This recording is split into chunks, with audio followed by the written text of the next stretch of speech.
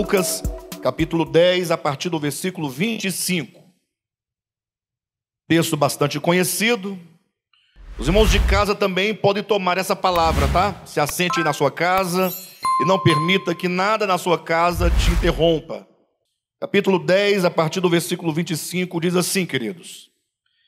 Preste bem atenção na leitura, tá, amados?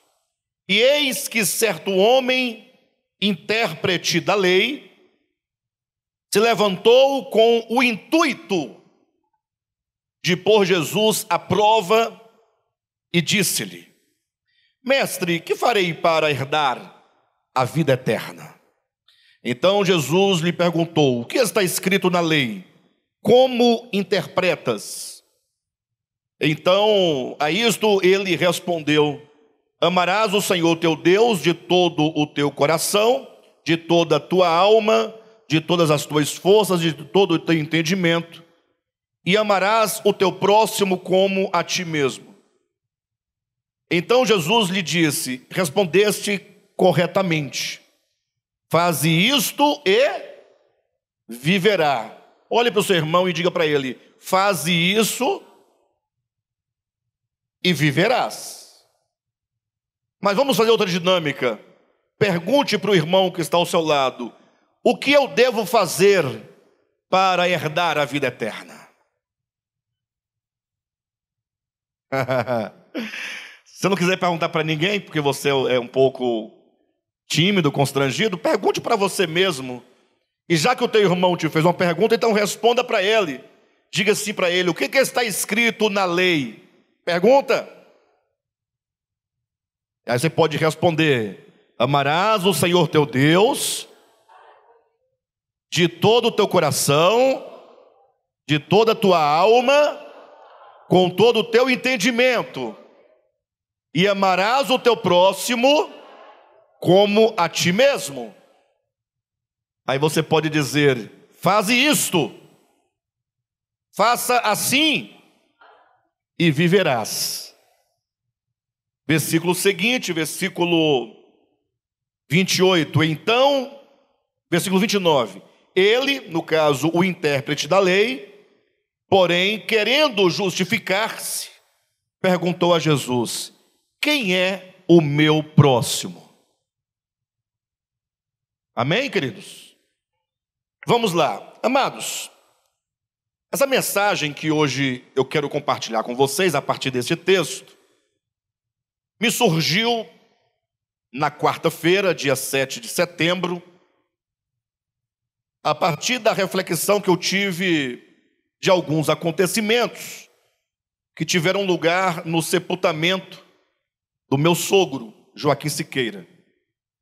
Para quem não sabe, ele faleceu no dia 5, foi sepultado no dia 7 de setembro, e geralmente quando há qualquer tipo de evento na família, seja de festividade, final de ano, alguma coisa, ou alguma situação como de um sepultamento, o meu sogro sempre me respeitou muito e pedia que eu fizesse a oração, que eu trouxesse uma palavra, sempre pedindo que eu tomasse a direção desses eventos.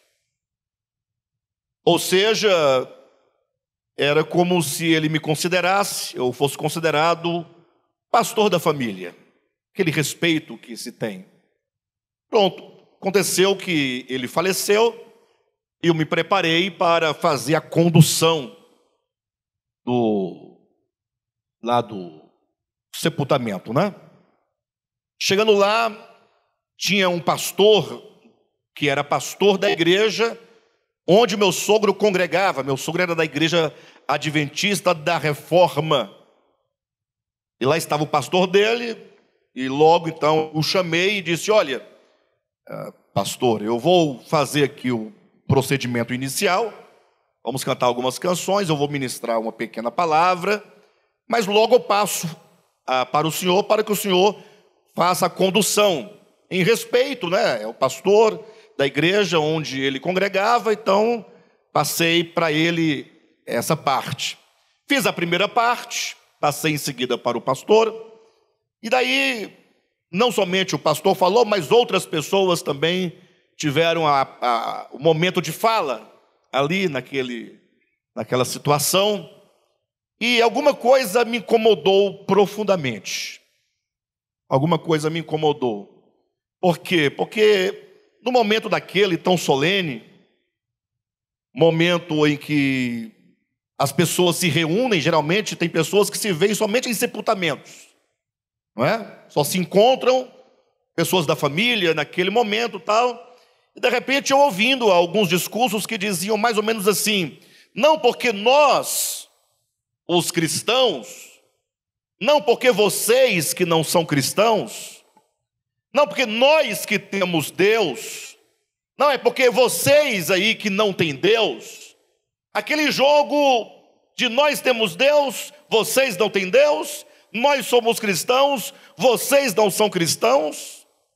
E eu pensei, puxa, não é possível que os cristãos todos pensam dessa maneira.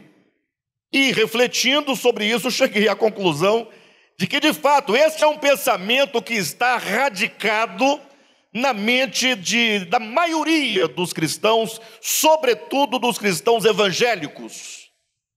Não é? Aquele sentimento, aquela ideia, aquele juízo de que nós que um dia ouvimos alguém pregar para nós, e nós que aceitamos a Jesus, que fomos batizados, que participamos da ceia, que cantamos no coral, que frequentamos a igreja evangélica, nós somos de Deus. E por isso somos também cristãos. Mas quem não é daqui, quem não participa, não é cristão. E não tem Deus. Ora, mas esse não é o ensinamento do Evangelho de Jesus Cristo. É lógico que o próprio Paulo vai dizer em certo lugar que se alguém não tem o Espírito de Cristo, esse tal não é dele. Mas olha a diferença. Se alguém não tem o Espírito de Cristo, porque é provável que alguém que não faça parte da sua igreja tenha o Espírito de Cristo. E que talvez você ou alguém que faça parte da igreja evangélica não tenha o Espírito de Cristo. Ora, pastor, como assim? Nós evangélicos temos o Espírito de Cristo. Esse é o grande e maior problema da igreja evangélica quanto ao entendimento do que significa, de fato, ter o Espírito de Cristo. Para o cristão evangélico, que segue o dogma, segue a doutrina, segue um livro e não necessariamente segue a Jesus efetivamente na alma, no coração e na consciência, para eles receber o Espírito de Cristo seria assim: olha, você considera que alguém que não é evangélico não tem o Espírito de Cristo. Essa é a premissa inicial. Daí você diz, você quer o Espírito de Cristo? A pessoa quer, lógico que eu quero. Então você fala, você tem que aceitar a Jesus. E aí a pessoa fala, eu aceito Jesus. Aí ela vem, você faz uma oração com ela, logo você diz, você acabou de receber o Espírito de Cristo. Ou seja, me parece que o receber o Espírito de Cristo se tornou um rito. Daí alguém diz, não pastor, não é somente orar, tem que se batizar também. Aí a pessoa marca o dia do batismo, vai lá, desce as águas, aí você diz, agora você tem o Espírito de Cristo. Ora, novamente você coloca o Espírito de Cristo enquanto um rito. Aí outros dizem, não, você tem que falar em línguas estranhas. Aí a pessoa é envolvida dentro de um ambiente manipulável, dentro de um ambiente preparado, em que as pessoas são induzidas. E eu posso falar isso com bastante autoridade, porque de lá eu vim, lá eu participei, e conheço amplamente o que estou dizendo. As pessoas são induzidas, e as mais fracas, portanto, acabam cedendo à emoção do momento, se entregando aos seus êxtases, e acabam aprendendo a falar as palavras que ela sempre escuta, que se diz ali o dom de línguas.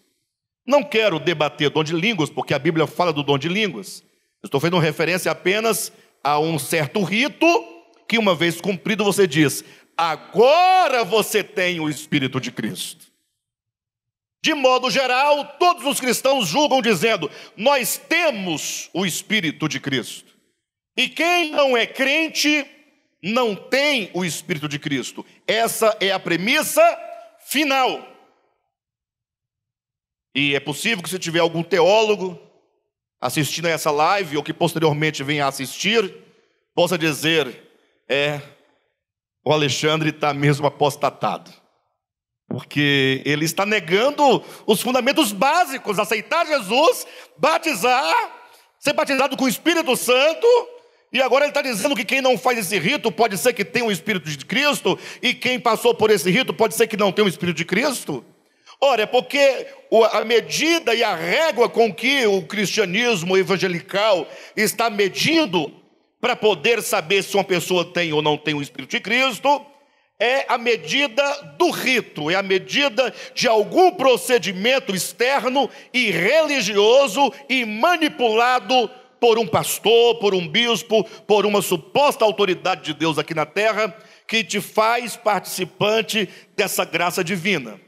Entretanto, a minha pergunta é: você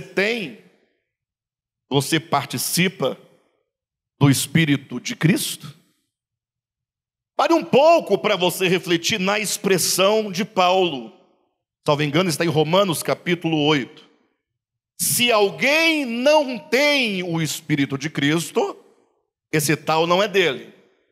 Pense um pouco na expressão: se alguém não tem o Espírito de Cristo, ou se alguém tem o Espírito de Cristo. Ou pense: o Espírito de Cristo. O que é o Espírito de Cristo? Será que é uma entidade que entra em nós e nos possui? E ficamos tremendo, babando, caindo, colando na parede, falando palavras que a própria pessoa não entende, que o outro não entende, cuspindo no outro?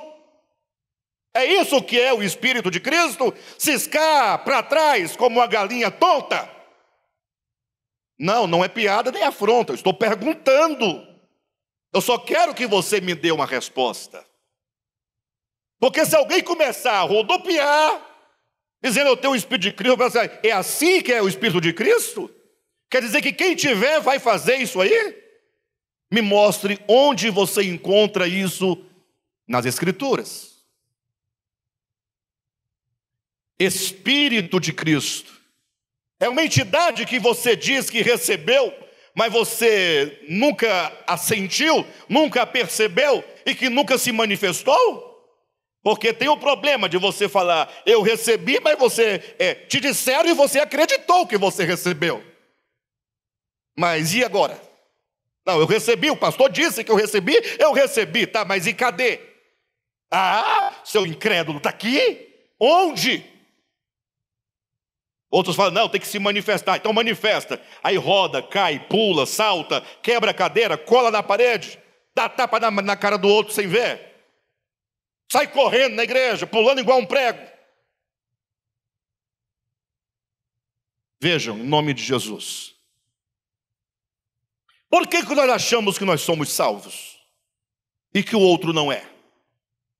Por que achamos que nós temos a vida eterna e o outro não tem? Algum dia você já parou para se perguntar uma pergunta simples, objetiva, clara, lúcida? Porque me parece que a grande busca do homem, não do homem religioso, mas do homem na sua experiência humana, a grande busca do homem é a vida eterna. Aí uns dão o nome de... Você dá o nome que você quiser. Vem as religiões, cada uma tem o seu próprio nome. No final é a mesma coisa, mas só que ninguém quer a nomenclatura do outro. A do outro é do demônio. Evangélico fala salvação. O outro fala estado de iluminação. O outro diz nirvana. Mas nirvana só pode ser do demônio. Iluminação é do demônio. O certo é salvação, que é de Deus. Aí nós ficamos nesses juízos baratos, sem futuro, debatendo, e no final está todo mundo perdido e não tem ninguém salvo coisa nenhuma. Pura bobagem. Mas a própria filosofia, salvo engano, ela nasce nessa busca da vida eterna. Porque se a filosofia básica é de onde vim, quem eu sou, para onde vou, o homem tem uma preocupação que o projeta para além-morte. E, portanto, ele quer saber o que vai acontecer depois da morte. A filosofia nasce com essa preocupação metafísica. Mas você já parou para se perguntar, essa pergunta simples, sem rodeio, clara, límpida, lúcida: Pastor Josué, o que eu devo fazer para herdar a vida eterna? Eu imagino que se nós tivéssemos a resposta, nós faríamos alguma coisa, se é verdade que nós queremos a vida eterna. Até porque o século no qual nós vivemos, me parece, não tem nenhuma atração por vida eterna. A não ser quando o camarada está chegando perto do túmulo, né? Quando ele acorda de manhã e os urubus estão rodando a casa dele, ele, opa, peraí, tem um problema acontecendo.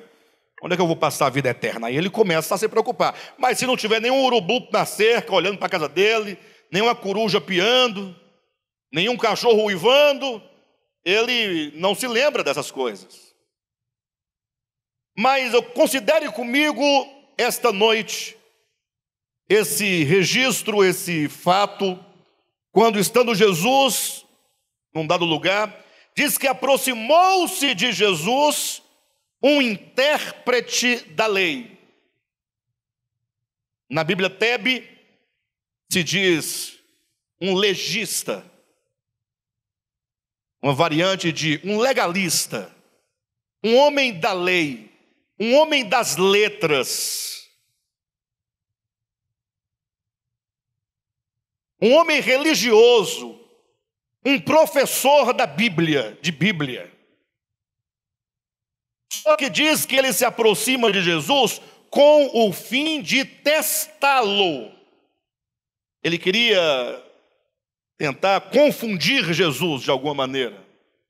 Me parece que o que primeiro vem à mente desse indivíduo que procura Jesus é que ele pensava assim: olha, vou fazer para Jesus uma pergunta, de modo que a resposta de Jesus vai ser contra Moisés. E quando então ele responder de maneira contrária a Moisés, aí nós temos um argumento contra ele. Opa, aqui ó, ele é contra Moisés, ele não gosta de Moisés, ele fala mal de Moisés, ele está destruindo a doutrina de Moisés, ele é contra a lei de Moisés. Ele pensou assim, que dizendo para Jesus: mestre, o que eu devo fazer para herdar a vida eterna? Que Jesus respondesse: olha, larga tudo isso aí para trás, judaísmo, Moisés, a lei, os profetas, vem para cá que eu estou montando uma igreja, e a minha igreja é que traz a salvação, porque a minha igreja será chamada Igreja de Jesus Cristo dos últimos dias. Saiu normalmente, naturalmente, essa igreja existe, mas nenhuma referência direta a ela, embora seja também a ela. Mas a minha igreja, quando você chegar, você vai ser primeiramente levado a aceitar a mim, a Jesus Cristo, e então será levado ao batismo, vai receber carteira de membro, daí você vai frequentar os cultos das quintas-feiras, que é o culto de doutrina, onde você vai aprender que você não pode comer essa comida porque é pecado. Você deve comer aquela comida, porque aquela comida que é sagrada, é que é pura e que é boa. Você vai aprender aquilo que você não pode beber, ingerir, porque se você ingerir, você vai para o inferno. Você vai aprender que você não pode vestir essa roupa, tem que ser a roupa que a minha igreja estabelecer. E uma vez que você entender, você vai seguir aquele padrão de comportamento exterior, e você vai aprender que você vai ter que dar 10% do seu salário, você vai ter que levar uma oferta além do 10% do salário, que você então vai ter que fazer jejuns, longas orações, não poderá ser como as pessoas do mundo, porque as pessoas do mundo são pessoas que sorriem, se divertem, você não poderá mais se divertir, vai ter que se castrar sua alegria, castrar seus prazeres, não poderá sorrir por qualquer coisa, tem que ser alguém que sorri pouco e quando sorri rápido. Não pode dançar, não pode se movimentar.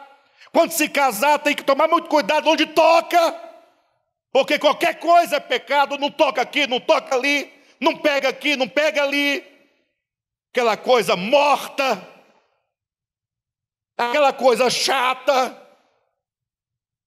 não dura muito tempo, pastor José. Estamos aqui dizendo que supostamente pensava o que o escriba, ou que Jesus responderia ao escriba, né? E daí então você vai virar uma múmia fossilizada, não pode nem ir a aniversário de criança. E se quando então eu voltar, te encontrar completamente mumificado, te encontrar completamente um fariseu, um bom fariseu, porque a despeito de qualquer outra coisa interior, o que importa são essas práticas religiosas, te levarei para o céu comigo. Pensava o fariseu, o escriba, que Jesus responderia mais ou menos assim. E se você perguntar para um cristão evangélico, ele vai te responder mais ou menos assim, talvez com algumas variantes, porque numa igreja você tem que lavar o pé do outro uma vez por ano. No outro lugar tem que usar um véu sobre a cabeça, no outro não pode trabalhar no sábado, no outro não pode usar bermuda, no outro não pode, no outro... Aí cada um vai inventando, buscando na Bíblia um versículozinho para sustentar a sua doutrina. Mas esqueçam tudo isso e vamos a Jesus. Vamos a Jesus. Se alguém tem que ser ouvido, este é Jesus. A Ele ouvir, afinal de contas, o próprio Deus Pai é que nos diz, a Ele, ao Filho, ouvir. E perguntando o escriba a Jesus o que farei para herdar a vida eterna, vendo Jesus que o escriba queria um pretexto, Jesus resolve devolver-lhe a pergunta, ou resolve respondê-lo na forma de pergunta, dizendo, o que está escrito na lei? Porque ele perguntou, o que devo eu fazer para herdar a vida eterna? Jesus responde dizendo, você é um escriba, você conhece a lei, você já leu, você é doutor. E Jesus surpreende o escriba dizendo, a resposta que você tanto procura está na lei. Só que aquele escriba era mais inteligente e mais esperto e mais conhecedor do que os crentes de hoje. Por isso o escriba nada citou de mandamentos rudimentares. O escriba não respondeu dizendo que a lei mandava guardar sábado, que a lei dizia que não podia comer carne de porco, que a lei dizia que tinha que matar animais no templo. Nada disso ele respondeu, mas prontamente o escriba, não tendo escape, entendia que o espírito da lei, que a síntese da lei, que o espírito da lei é só um. E ele diz, na lei diz que para herdar a vida eterna, o homem precisa amar. O amor é a chave que abre os portões da eternidade. Os portões é que dá acesso à eternidade com Deus. Respondeu o escriba sabiamente dizendo, na lei está escrito, amarás, olha lá, hein? Amarás, ouçam isso, porque me parece que a única coisa que não vem à nossa cabeça quando se pergunta sobre salvação é o amor. Quando te perguntam o que devo fazer para ser salvo, você fala qualquer coisa, menos dizer, você deve amar. O amor não lhe vem nem no início do evangelho, nem no meio e nem no final. Porque o evangelho dos dias atuais está corrompido. É uma carroça de coisas velhas, antigas, barulhentas, enferrujadas, que não servem para nada, só para fazer você puxá-la o resto da sua vida e chegar no final e descobrir que puxou uma carroça em vão, porque não te dará nada. O escriba disse na lei, está dizendo que devemos amar a Deus sobre todas as coisas.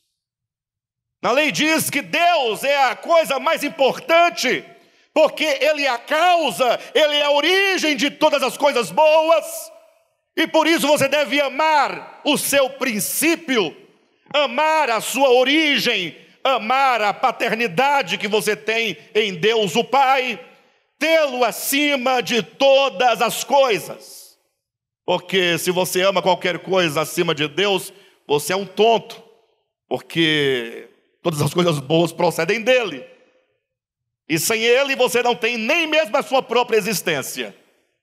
Então amarás o Senhor teu Deus de todo o teu coração, com toda a tua alma, com todo o teu entendimento, com todas as tuas forças. E, não para por aí, o amor que desce dos céus, no sentido vertical para o homem, ou do homem sobe para Deus, amarás ao Senhor teu Deus, ele também ganha a dimensão horizontal. Amarás ao teu próximo como a ti mesmo. É até uma medida justa, não? Amarás o teu próximo como a ti mesmo. E a isto, eu quero que você olhe na sua Bíblia, vocês entenderão o porquê da ênfase. Versículo 28 diz: então Jesus lhe disse, Lucas 10, 28.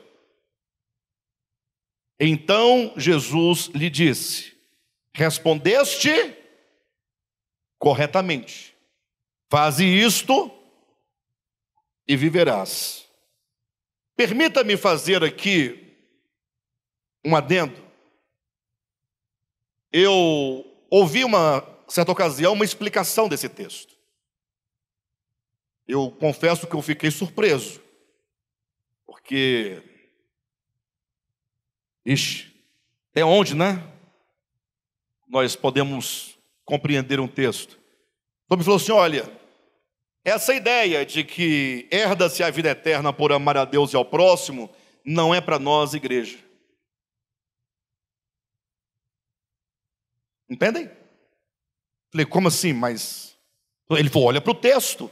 Quem pergunta a Jesus? Um homem da lei.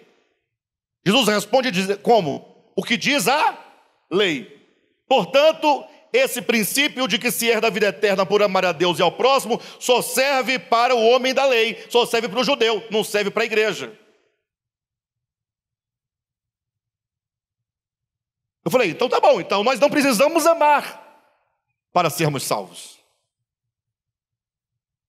Ou se dizemos que somos salvos por outro meio, que não seja o amor, tragam os dogmas da redenção, o dogma do sacrifício substitutivo, o dogma do Azazel, colocam todos aí, e diz salvo por isso, então eu digo, bem, então você, se é redimido, você ama a Deus e ao próximo. Ou seja, não tem como você escapar. Se lá é dito, se alguém diz que lá se salva pelo amor a Deus e ao próximo, e nós não somos incluídos neste meio, então nós estamos livres de amar a Deus e ao próximo? Não, se somos salvos pela graça, pelo sangue, pela cruz, e se essa graça, esse sangue, essa cruz te salva, então você deve amar a Deus como resultado da salvação que você recebeu. Então, nós não temos discussão aqui. O fato é que o amor a Deus e ao homem, ou melhor, ao próximo, é imprescindível.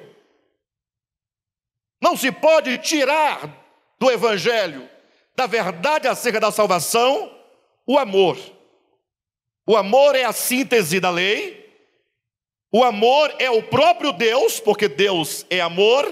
E, portanto, tudo que Cristo é, tudo que Ele viveu e tudo que Ele realizou é a expressão do amor, que é o próprio Pai, que agora se manifesta e se expressa e se revela na pessoa de Jesus.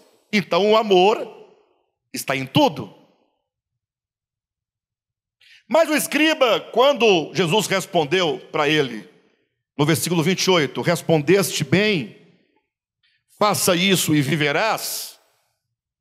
Lembra do início do texto? Ele queria apenas testar Jesus. Ele queria criar uma situação. Mas como Jesus não caiu na sua armadilha, aí ele trouxe uma segunda ideia. Ele pergunta para Jesus: tudo bem, mas quem é o meu próximo? E essa é a questão que eu quero dizer para os irmãos essa noite, mais claramente. Quem é o meu próximo? Agora, por que nós não fazemos essa pergunta? Nunca fizemos: quem é meu próximo? Todo mundo sabe quem é o próximo, sim ou não? Mas por que o escriba perguntou quem era o seu próximo? Porque no entendimento dos judeus, o próximo era somente aquele que fazia parte da sua mesma nacionalidade. O próximo é aquele que faz parte do meu povo, da minha cultura, da minha etnia, que fala o meu idioma, que tem a minha religião. O meu próximo é o meu vizinho, é o meu parente, é o meu povo. De sorte que os judeus não consideravam os estrangeiros como sendo o seu próximo. Eles não consideravam. E logo perguntou para Jesus: quem é o meu próximo? Daí Jesus conta toda uma parábola para então explicar para aquele homem e também para nos ensinar acerca do nosso próximo. Jesus disse: ora, certo homem judeu descia de Jerusalém para Jericó, uma estrada de aproximadamente 25 quilômetros, uma estrada deserta, uma estrada perigosa. Havia naquela região muitos salteadores, muitos ladrões, muitos assaltantes. E descendo este judeu, aí vocês vão conectando. Esse judeu da parábola é um próximo. É o próximo do escriba que fez a pergunta, porque faz parte do povo judeu, da mesma etnia, da mesma língua, da mesma cultura, da mesma religião. Estão entendendo? E este homem judeu que descia foi pego por assaltantes. Os assaltantes sem piedade tomaram tudo o que ele tinha, lhe deram uma surra muito bem dada e o deixaram jogado quase que morto dentro de uma vala, gemendo, precisando de socorro. Jesus sabiamente coloca uma segunda pessoa na parábola. Descia por aquele mesmo caminho um sacerdote. Então, juntando as peças, descia um próximo daquele que estava caído, porque o sacerdote era o pastor da igreja de quem estava caído. O sacerdote era o líder espiritual daquele que estava caído. Mas diz que o sacerdote, passando, vendo-o, passou de largo. Ou seja, não fez questão do seu próximo, segundo o conceito dos judeus. Sim ou não? Só uma perguntinha. Você aqui, nessa noite que está me ouvindo, já passou de largo por alguém, vendo-o em algum momento da sua vida? Não responda. Mas você era o próximo dele, sim ou não? Assim como o sacerdote era o próximo do homem caído, sim ou não? O sacerdote passou de largo. Não vou entrar nos méritos porque o sacerdote passou de largo. Vamos seguir adiante porque o que nos interessa está mais à frente. Jesus coloca uma terceira pessoa na parábola. Passava então um levita. O levita eram os músicos, os cantores da igreja daquele que estava caído. Os levitas eram os diáconos da igreja daquele que estava caído. O levita era o que cuidava de todas as coisas administrativas, de limpeza, de ordem, de comida, da liturgia, do culto, da igreja daquele que estava caído. Diz Jesus que, passando o levita, vendo-o, passou de largo. Ora, esse que passou de largo não era próximo daquele, o outro não era o seu próximo, mas passou de largo. Ou seja, até aqui na parábola, me parece que o conceito de próximo não funciona. Me parece. Porque todos sabem que devemos amar o próximo como a nós mesmos. Isso aí é claro. E nenhum cristão discute ou debate isso. Com exceção de um que eu encontrei, que falei agora há pouco. Mas nenhum cristão diz, não devemos amar o nosso próximo como a nós mesmos. Eu nunca ouvi isso, você já ouviu? Ora, mas se todos conhecem esse mandamento, se todos com ele concordam, por que não funciona esse mandamento? Nós estamos mentindo para nós mesmos? Tem um problema aí. Tem um problema. Porque não funcionou para o sacerdote. Não funcionou para o levita. E me parece que para nós também não funciona muito. Me parece, não sei. Vocês, cada um tem que julgar de si mesmo. E está todo mundo ouvindo aquele silêncio. Jesus demonstrando que os dogmas com respeito ao próximo não funciona, não serve para nada.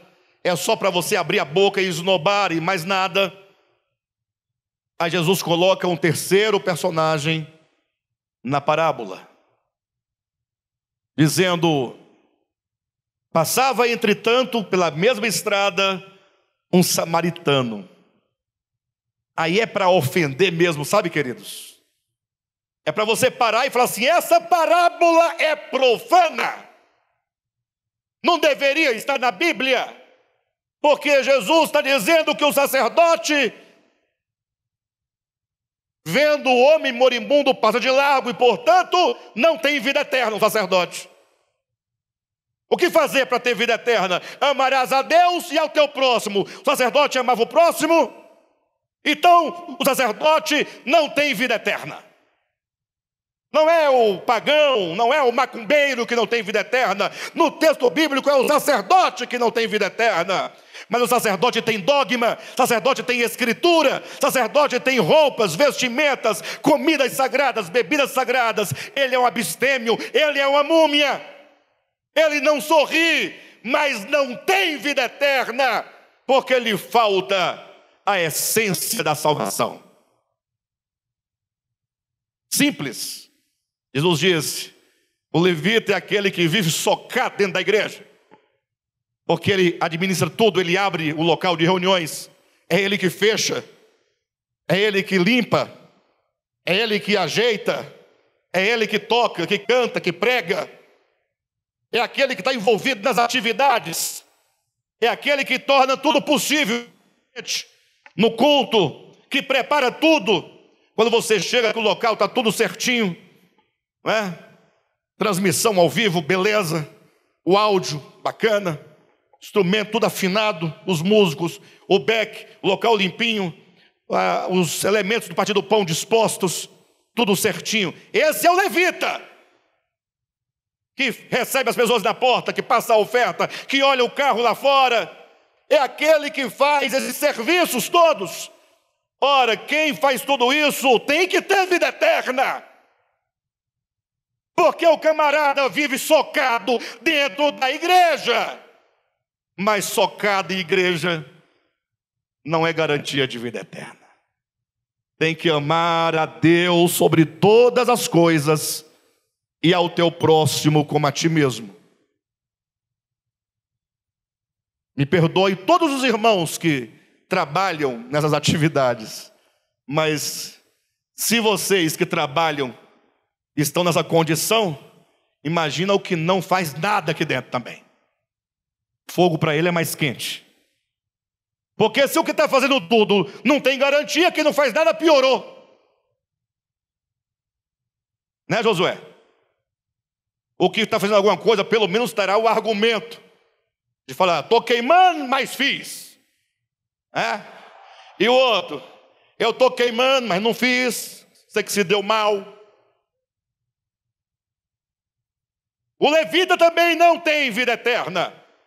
Porque quando se faz a exegese bíblica de um texto, você tem que trazer o ponto essencial do texto e aplicar em cada uma das partes. Se para herdar a vida eterna tem que amar a Deus e ao próximo, pergunte se o sacerdote exerceu o amor a Deus e ao próximo, pergunte se o levita, e você vai chegar a conclusões. Mas de repente passou alguém que não era daquele povo, daquela cultura, daquela língua, daquela etnia, nem daquela igreja. Ai, Jesus! E eu costumo dizer quando falo dessa parábola, é ruim falar do samaritano, porque o samaritano, aos olhos dos judeus, era tão sujo ou mais sujo que um porco.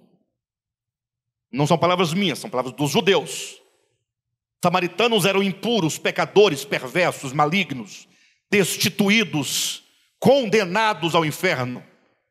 Eram verdadeiramente, como se diz, a palavra amaldiçoado ao inferno. Não é? Tem uma palavra. Estavam danados, danado ao fogo eterno. Só que quando se fala dessa pessoa desse jeito, essa figura monstruosa só era possível de ser percebida, ou pelo menos projetada, pelos judeus. Para nós, que vivemos longe desse povo de tudo, até o samaritano é santo. Porque todas as pessoas da Bíblia para nós são santos. Porque se a Bíblia fala, deve ser uma coisa muito boa. E aí você perde a potência da parábola.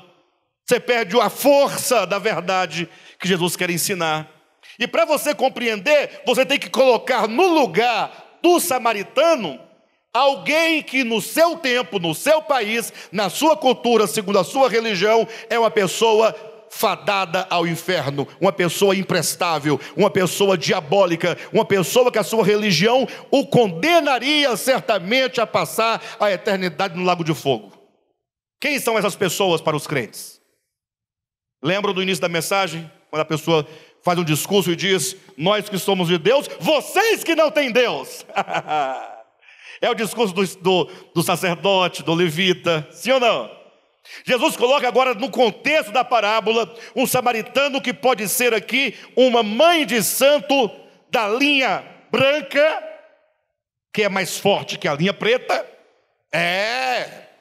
Eu conheço, muito mais forte, muito mais satânica, mais sangue, mais galinha, mais demônios mais furiosos, mais perversos, com aquele estorbante branco cheio de guia no pescoço, aquele saião branco, e você olha assim e fala assim: ali deve ter no mínimo, uma falange de demônios, no mínimo. Para começar, 7 demônios. Essa criatura não pode ser de Deus. Aí alguém fala assim: pastor, mas dá um cortezinho na mensagem rapidinho, mas é de Deus? Porque parece que o pastor está dizendo que é de Deus. Não, eu não estou dizendo que ela é de Deus. E nem dizem que você é de Deus. Estamos falando de quem tem o Espírito de Cristo e de quem não tem o Espírito de Cristo. De repente passa alguém que esse samaritano pode representar, uma prostituta, mas daquelas mais sem futuro. Porque tem umas que não aparecem na rua, que não sofrem, ou que sofre menos, que tem o seu carro, o seu próprio apartamento. Tem que falar daquelas de R$20 lá da Praça do Relógio. É 50, mas por 20 vai também. É 50. Quanto é que é o programa? 50. O cara fala, Aí vai saindo, não, faz por 20. Mas e não tem hotel, faz o quê? Atrás da parada tem uma banca de revista, e a parada, banca de revista, e um trechinho, é naquele bequinho.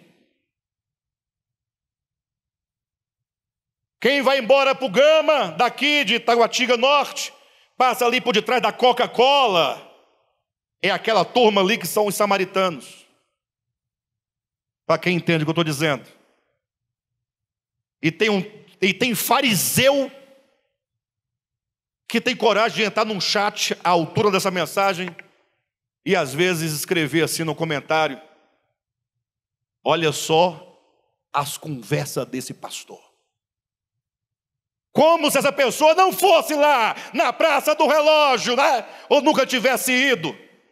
Ou que não vá, mas quando passa, fica olhando para o lado para ver se encontra algum vulto para desfrutar pelo menos com os olhos. O samaritano é qualquer pessoa que a religião e que a sociedade colocam um estigma de pessoas sem Deus, sem esperança, fadada ao fogo eterno. Era o samaritano aos olhos dos judeus, não aos olhos de Cristo. E diz que passava o samaritano, preste atenção, pelo mesmo caminho, e ele, vendo o homem caído, e ali tinha um problema, porque o homem caído era um judeu, o que passava era um samaritano, o caído era um religioso. O samaritano, embora religioso, a sua religião era tida por religião do demônio. E tinha uma grande intriga entre judeu e samaritano, eles não se davam. Os judeus não pisavam em terras de samaritano, não conversavam com o samaritano. Mas o samaritano, naquele momento, não lembrou nada disso. O samaritano não trazia à memória as brigas, as guerras, as lutas entre os dois povos, entre as duas religiões. Ele não sacou do bolso um manual para procurar, deixe-me ver aqui no dicionário, para saber se ele é meu próximo ou se não é meu próximo. Não tinha essa ideia. Ele apenas viu um homem caído. Ele apenas viu um homem morrendo. O texto bíblico diz: compadecendo-se dele. A palavra compadecendo-se é sentiu dores nas entranhas, sentiu dores intestinais ao ver aquele homem caído. E diz que desceu até onde estava aquele moribundo, pegou vinho, derramou sobre as feridas, azeite, derramou sobre as feridas, ou untou as feridas com azeite, pegou aquele homem, tirou daquele buraco, daquela vala, colocou-o sobre o seu próprio cavalo e o encaminhou, o levou a uma hospedaria, a um hospital. Chegando lá, disse: olha, eu preciso que vocês cuidem desse homem, estou de viagem, ele estava caído, e eu vou deixar aqui 2 diárias de hospital paga para ele. Daqui a 2 dias eu volto, e ao voltar, se vocês precisarem de mais alguma coisa que ultrapasse o valor que eu estou pagando, na volta eu restituo para vocês. Cuidem deste homem e salve a sua vida. Agora, olhem para mim por um momento. Observa que na atitude desse samaritano, nós não vemos nada de religioso. Nós não vemos aqui nenhum rito, nenhuma oração, nenhuma invocação. Aqui nós temos um homem que vê um outro homem que carece de socorro, e a despeito de inimigo, ele não quer saber, ele ignora qualquer coisa, e ele sabe que no plano da nossa existência, da nossa vida prática, o que vale mesmo é socorrer. Orar não serve para nada. Pura bobagem. Pastor, se a oração não serve para nada? Não. Eu disse que quando tem alguém dentro de uma vala, não adianta orar. Você tem que descer na vala. Pegar o seu vinho, que é o precioso vinho, porque o vinho é bom para beber, né?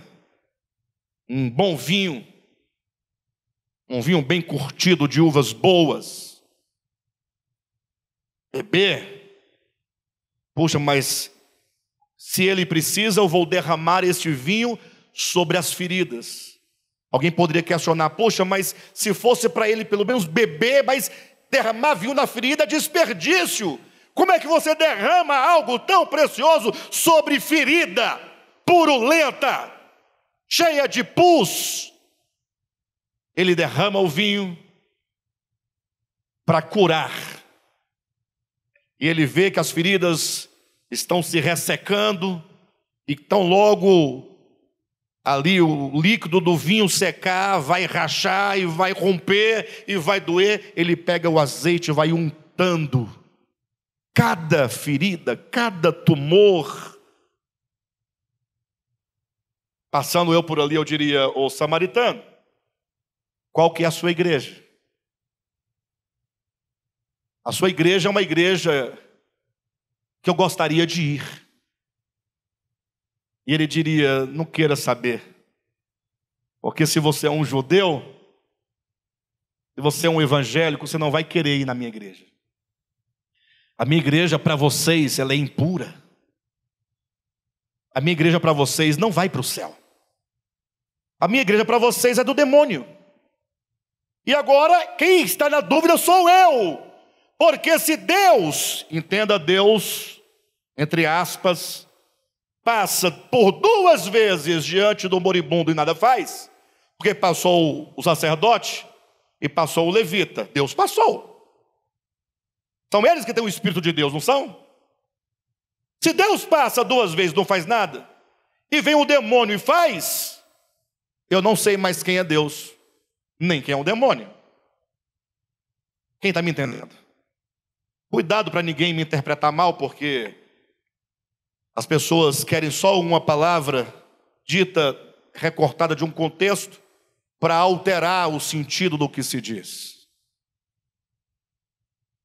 E vê muito isso nos dias de hoje na internet, na televisão. Toda hora as palavras estão sendo distorcidas. Toda hora. De todos os lados. Aquela multidão ouvindo Jesus falar. Agora, olha na sua Bíblia. Capítulo 10 de Lucas, versículo 36. Acabando Jesus de falar a parábola, Jesus volta ao escriba e faz-lhe a segunda pergunta: qual destes 3, lembrando, o sacerdote, o levita e o samaritano. Versículo 36. Qual desses 3 te parece ter sido o próximo do homem que caiu nas mãos dos salteadores? Para vocês, qual dos 3, o sacerdote, o levita ou o samaritano, parece para vocês ter sido o próximo daquele que caiu na vala? Hã? Vocês acham que foi o samaritano? Mas o sacerdote não é sacerdote? Resolveu alguma coisa? Mas ele tinha Deus, o outro não tinha. Ele tinha o Espírito de Deus, o outro não tinha. Observa que ter o Espírito de Deus e não ter, não é uma questão de doutrina, nem de dogma e nem de rito. É uma questão de ter ou não ter o Espírito, o fôlego, a força, a consciência. Ter o Espírito de Cristo é ter a consciência de Cristo, é ter a mente de Cristo, é ter a disposição de Cristo, é ter a consciência de Cristo, é ter o amor de Cristo, é ter a essência de Cristo. Aquele samaritano tinha a essência de Deus, que é amor. Por isso ele agiu daquele modo. Os outros 2 não tinham. Simples assim. Agora, Jesus perguntar para um escriba, um homem da lei, qual dos 3 parecia a eles ter sido o próximo do que caiu na vala, era ter que arrancar dos lábios do escriba uma resposta que o escriba não queria dar. O escriba teve que confessar dizendo: ali, quem foi o próximo do homem que caiu naquela vala? Foi o samaritano. Mas esse texto traz uma coisa muito curiosa. Olhem para mim, não percam. Estamos acabando a mensagem. No início do texto que nós lemos, em resposta à pergunta, o que devo eu fazer para herdar a vida eterna? Foi dito, amarás ao teu próximo como a ti mesmo. Eu tenho que amar o meu próximo, certo ou não? No caso, quando o samaritano passa, o samaritano olha para o homem e ama o seu próximo, sim ou não? Na conjectura que estamos colocando. Entretanto, segundo o conceito judeu ou judaico, eles não eram próximos um do outro. Porque próximo para o judeu era somente o seu próprio povo, da sua própria etnia. Os estrangeiros não eram próximos. Esse conceito não dá certo. Por isso que Jesus agora, querendo estabelecer um novo conceito de próximo, e aqui vem a resposta quando eu disse que me parece que essa ideia de próximo não funciona. E não funcionou porque a ideia de funcionou para o sacerdote, não funcionou para o levita. E quando não devia funcionar, que era o samaritano, porque de fato não era o próximo, porque era estrangeiro em relação ao judeu, funcionou. Vocês estão entendendo ou não? E Jesus então disse, é como que ele dissesse, por isso eu quero ensinar para vocês um novo conceito de próximo. E ele disse, qual desses três foi o próximo do homem caído na vala? Ou seja, é o homem caído na vala que dizia, este que passou não é meu próximo. Este outro que passou não é meu próximo. Este outro é meu próximo. Sim, olha a pergunta de Jesus. Qual desses três foi o próximo daquele que estava na vala? Ou seja, o samaritano é o próximo do homem da vala. E não o homem da vala é o próximo do samaritano. Torno a falar, olhe para a escritura. Jesus disse, qual desses três foi o próximo do outro? E a resposta acerca do samaritano ensina-nos a seguinte questão. Presta atenção. Enquanto você estiver pensando que o próximo é aquele que está perto de você, você passará de largo sobre ele. Coloca isso na sua cabeça. Se você carrega o conceito e o dogma, quem é meu próximo é aquele que está perto de mim, você muitas e muitas vezes vai passar de largo. Porque o que você chama de próximo não é próximo, é apenas o outro. É um outro, uma outra pessoa. Cada um tem sua família, cada um tem seus problemas, cada um tem suas dificuldades. Cada um está na sua correria, na sua luta. E você, em nome da sua própria vida, da sua própria luta, seus próprios problemas, você vai ignorando os outros e fala, não, eu que tenho que correr atrás aqui, e você vai ignorando as pessoas. E Jesus então ensina um novo conceito.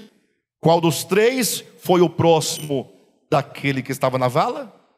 Ou seja, o conceito de próximo é você quem se faz a si mesmo o próximo do outro.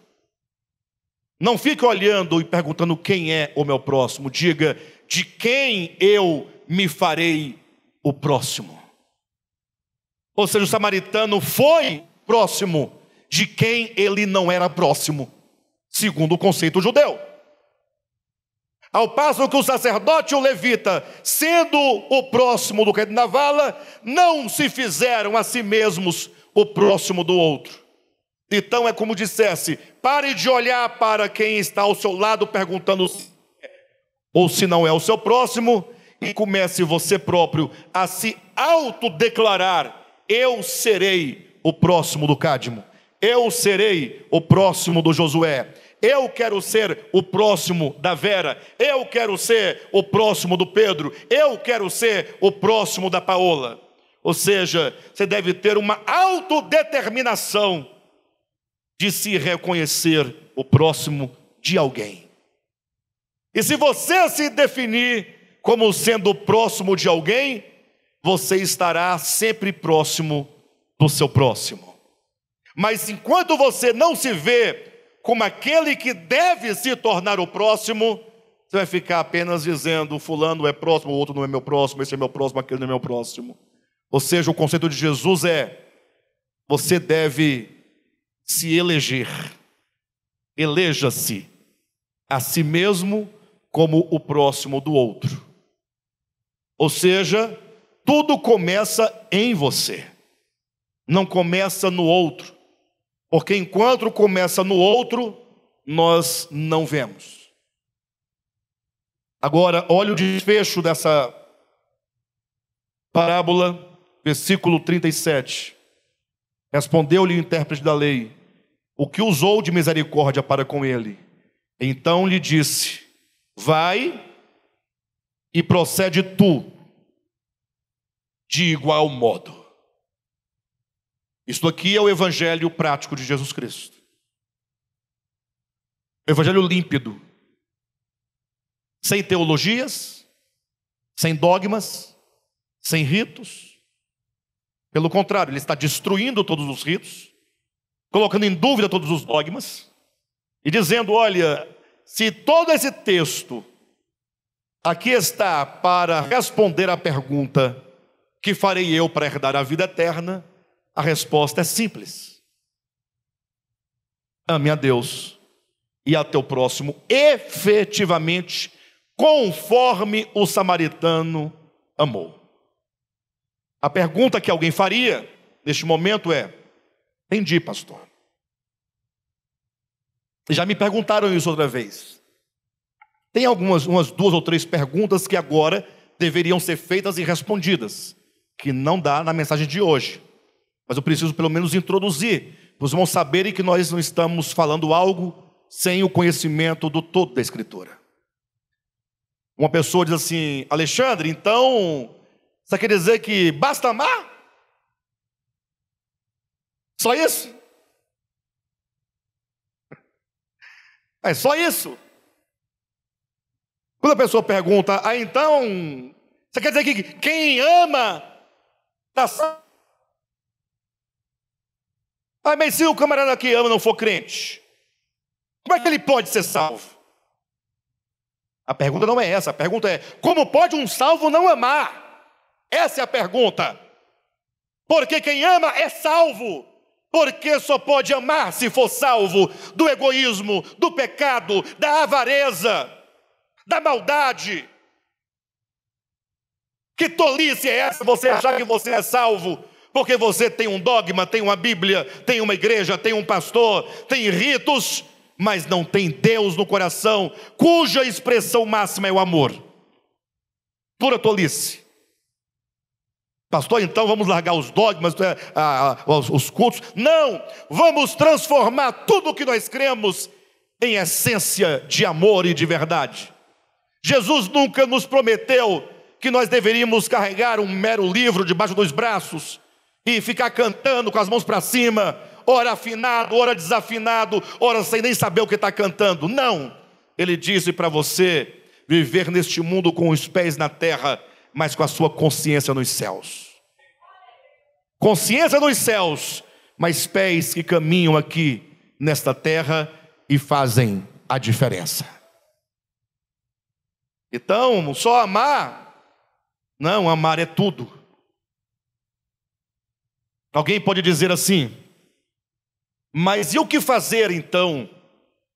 Uma segunda pergunta: o que fazer então com a morte de Jesus? Com a cruz de Cristo? Porque no texto do próprio Jesus não entra essas coisas. O que fazer? Descarta? Não. A resposta é simples e clara. Sabe por que nós ainda não somos como esse samaritano da parábola? Porque a diferença dele, nós ainda não fomos crucificados com Cristo. Porque a diferença dele, nós ainda vivemos para nós mesmos. E o que é a cruz, se não a destruição desse amor próprio em detrimento ao outro. O que é a cruz de Cristo, senão o aniquilamento do egoísmo, da maldade? O que é a cruz de Cristo? É instrumento de destruição e morte. Destruição e morte de quê? Do velho homem. O velho homem é incapaz de socorrer. O velho homem é incapaz de estender a mão. O velho homem é incapaz de descer a vala e de salvar o moribundo. Na verdade, o velho homem, muitas vezes, ali, transvestido de sacerdote, ou muitas vezes o velho homem vestido com roupas de sacerdote, para parecer santo, não tem o poder interior para fazer socorrer o homem, e para aliviar a consciência, cria suas muitas explicações. Não salvei porque estava a serviço de Deus. Precisava chegar a tempo no templo. Precisava resolver os problemas do templo. Deixa para alguém que não tem os mesmos compromissos que eu socorrer o homem. Então, não é que para a vida eterna não se requer a cruz de Cristo. Pelo contrário, no texto não entra aqui a cruz de Cristo de maneira explícita, mas de maneira implícita está muito claro que o único aqui que experimentou a morte com Cristo e a ressurreição com Cristo foi o samaritano. Este, a despeito do que diziam sobre ele, se podia dizer, tem o Espírito de Cristo. E os outros que pareciam ser de Deus, mas não experimentaram a cruz, apenas fingiam gostar da cruz, estes deles se pode dizer, não têm o Espírito de Cristo. São palavras sérias, são palavras duras, mas nós não temos alternativa. Esse ministério não tem alternativa. Nós já fomos muito adiante na compreensão. Não temos como recuar. O Evangelho nos está claro de que o Evangelho só é Evangelho quando ele se manifesta, ou como diz em 1 Timóteo 3,16, quando Deus é manifestado na carne. Se Deus não se manifesta na carne, isto é, por meio do homem, e Deus não, se traduz não por uma ideia, não por uma doutrina, não por uma doutrina ortodoxa, não por um dogma perfeito, mas Deus se traduz pelos seus atributos: amor, graça, misericórdia, compaixão, perdão, paz, amor e todos os atributos dessa mesma categoria que vocês possam reunir e aumentar aqui esse rol de atributos divinos. Então, Deus não é uma coisa que você diz que tem ou ama. Deus é a própria divindade que se manifesta em nós por estes atributos. Nisto há evangelho. Amém? Quem não gostou? Deixa eu ver. Quem não gostou? Pastor, está com conversa fiada? Pois é, se alguém não gostou, me procure no final, que eu tenho aqui, pelo menos de memória, alguns endereços de algumas congregações para onde vocês podem ir. Lá é muito melhor. Lá fala de dinheiro, arrancar seu dinheiro.